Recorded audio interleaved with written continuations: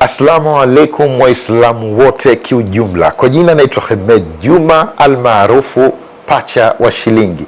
Nimekaa hapa mbele yenu kuwajuza ninyi waislamu mashindano makubwa zaidi ya Qur'an tukufu mabara yote ulimwenguni.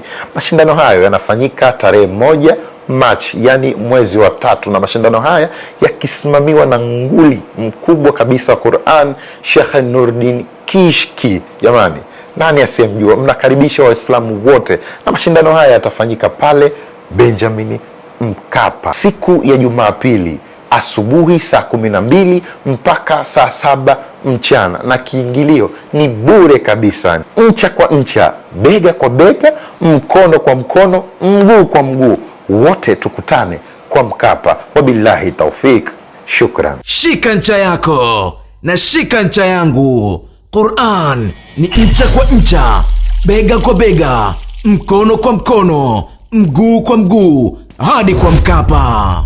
Mashindano haya yapo chini ya udhamini mkuu wa benki ya PBZ Ikhlas.